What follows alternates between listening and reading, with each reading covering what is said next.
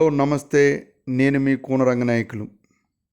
ఈరోజు కూన రంగనాయకులు మాస్టర్ రాసినటువంటి కూన కథలు అనే కథా సంపుటి నుంచి పయనం అనే కథను ఆడియో ద్వారా మీకు వినిపించబోతున్నాను.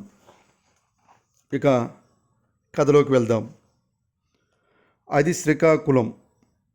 నాగేశ్వరరావు, సుజాత దంపతులకు ఒక బాబు, ఒక పాప. నాగేశ్వరరావు ఓ ప్రభుత్వ ఆఫీసులో అటెండర్గా పనిచేస్తున్నాడు. తనకు వచ్చినపాటి ఆదాయంతో కుటుంబాన్ని నెట్టుకొస్తున్నాడు. పిల్లల్ని బాగా చదివించాలని నిరంతరం తప్పించేవాడు. కానీ వారు ఆడుకోవడం, ఆపై పోట్లాడుకోవడమే జరుగుతూ ఉండేది. చిన్నపిల్లలు ఆడుకుంటే తప్పేంటి, ఇప్పుడు కాకపోతే మరెప్పుడు ఆడుకుంటారు అంటూ పిల్లలకు సపోర్ట్ చేసేది సుజాత. నీవలా ముద్దు చేయబట్టే వీళ్ళకి ఎవరి భయము లేకుండా పోయింది అంటూ భార్య మీద సిందులేసేవాడు నాగేశ్వరరావు. ఇందులో నా తప్పేముంది? వారు నాకే కానీ మీకు పిల్లలు కాదా? మీ ఇష్టం వచ్చినట్లు చేసుకోండి, కొడతారో తిడతారో మీ ఇష్టం అంటూ వంటగదిలోకి వెళ్ళిపోయేది సుజాత.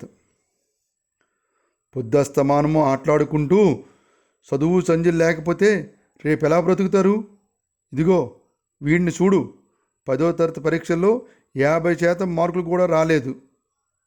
ఇక భార్గవి అంటావా, ఏదో చదివినట్లు నటిస్తుంది, తన చదువు కూడా అంతంత మాత్రమే.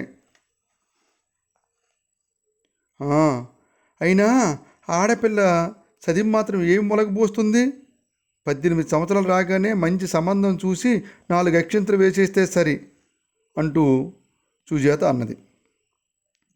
అది కాదు సుజాత, ఈ రోజుల్లో కూడా ఆడపిల్ల బాగా చదువుకోవాలి, లేకపోతే రేపు అత్తారింట్లోకి చాలా అగచాట్లు పడవలసి వస్తుంది కదా.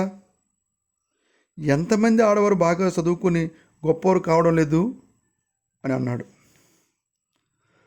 అన్నయ్య చదవకపోయినా ఏమీ అనరు, కానీ ఎప్పుడు నన్నే తిడతారు అంటూ బొంగమూతి పెట్టుకుంటూ ఏడ్చింది భార్గవి. అన్నయ్యని వైజాగ్ హాస్టల్లో పడేస్తే తిక్క కుదురుద్ది అన్నాడు నాగేశ్వరరావు. నేను వైజాగ్లో చదవను, ఇక్కడే ఏదో కాలేజీలో జాయిన్ అవుతాను, మా ఫ్రెండ్స్ అంతా ఇక్కడే చదువుతారట అన్నాడు భరత్ కుమార్. వాళ్ళతో కూడి ఆడుకోవాలని చూస్తున్నావేమో, నీ ఆటలు సాగవు అంటూ గదమాయించాడు నాగేశ్వరరావు. భోజనం చేసి అంతా పడుకున్నారు. అయినా నాగేశ్వరరావుకి నిద్ర పట్టడం లేదు. ఏమే, భరత్ని వైజాగ్లో జాయిన్ చేయించడం తప్పంటావా అంటూ భార్యను సలహా అడిగాడు. ఎందుకండి వాళ్ళ జీవితాల మీద ఆవేదన చెందుతారు? వారు ఇంకా చిన్నపిల్లలు, నిండా 15 ఏళ్ళు కూడా రాలేదు అంటూ తల్లిగా తన తత్వాన్ని చాటుకుంది. తల్లిదండ్రులకి పిల్లలు ఎప్పుడూ చిన్నపిల్లలాగే కనిపిస్తారే, కానీ బలమైన జీవితానికి కావలసిన పునాది ఇక్కడి నుంచే ప్రారంభం కావాలి. పునాది లేని ఇల్లు ఎలా ఉంటుందో వేరే చెప్పనక్కర్లేదు. నిజమేనండి, మనమే అంటాం కదండి, బాల్యం చాలా విలువైనదని. మరలా మనమే చదువు పేరుతో ఆ బాల్యాన్ని దూరం చేయాలని చూస్తాం అన్నది సుజాత. సరేలే, ఎలా జరగాలని ఉంటే అలా జరుగుతుంది, పడుకో అంటూ నిద్రలో జారుకున్నారు. వారం రోజులు గడిచాయి. విశాఖపట్నంలోని ఓ పేరు మోసిన కాలేజీలో జాయిన్ అయ్యాడు భరత్ కుమార్. తనకిష్టము లేకుండా తనని ఇంత దూరం పంపించిన తండ్రిపై పగతో చదవకుండా తండ్రి పంపుతున్న డబ్బులతో సినిమాలు, షికారులకు అలవాటు పడ్డాడు భరత్ కుమార్. సెలవులకు వచ్చినప్పుడు తల్లికి తెలిసిన పేగుబంధం బయటపడనీయలేదు.